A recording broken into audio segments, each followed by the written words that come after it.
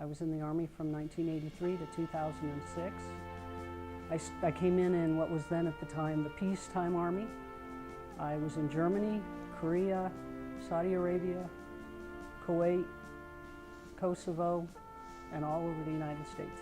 I was a major in the U.S. Army Signal Corps, served from 1988 to 2008. Served in Germany, Saudi Arabia, Somalia, Iraq, Kuwait. I'm sure there's a few other places. We were both stationed in the 11th Signal Brigade at Fort Huachuca, Arizona, and it was almost love at first sight. And Rob, in fact, was deployed at the time in Kuwait when we decided, right before he left, we decided we were going to get married. And so he actually came home for the wedding, but we almost didn't think he was going to come home for the wedding because things were getting kind of hot in Kuwait at the time with Iraq. And then we found out my brigade was probably going to deploy, and as it turns out, my brigade didn't deploy, and he was able to come home for the wedding.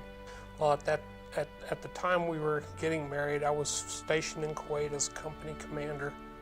So we weren't sure that I was going to be able to get home for the wedding, but Saddam retreated just in time enough for me to get home for the wedding. We spent 14 years on active duty together and spent more than 7 of that separated during deployments or whatever. You know, a lot of people take for granted, you know, when you talk about what people go through when a husband or a wife or a father or a son deploys, but when it's both deploying and sometimes not always the same place. I was in Saudi Arabia and Rob was in Korea. He went to Bosnia, and then a little later I went to Kosovo after 9/11, and Rob went to MacDill Air Force Base, you know, in preparation to go forward to either Afghanistan or Iraq. And so you're making all those plans. Who's taking care of what at home? Well, you know, you'd pack up the house, and you know, we had some great friends that took care of us. You know, parents stepped in and, you know, took care of things. We had 2 dogs, and in fact, right after 9/11, my dad and one of his friends actually came down to Arizona. We were stationed at Fort Huachuca at the time. Picked up the dogs, which Rob had put in a kennel because I was already deployed and he was getting ready to deploy.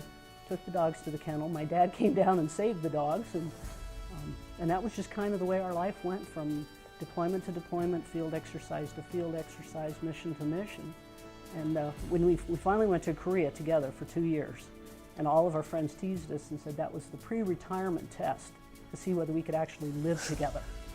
We wouldn't be where we are today without veterans, all the way back to the very beginning. And the youth, you know, the kids out there today are the future veterans.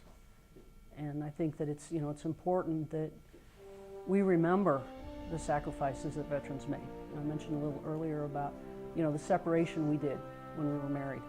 And there are veterans every day that have made those sacrifices and those separations. And I think it's important that everybody out there understands we are what we are. I think that, you know, the military was a good place for me to start. I think it's a good place for any young person to start their life or their career. And I'm there to encourage them if that's what they want to do. That's what a veteran's for.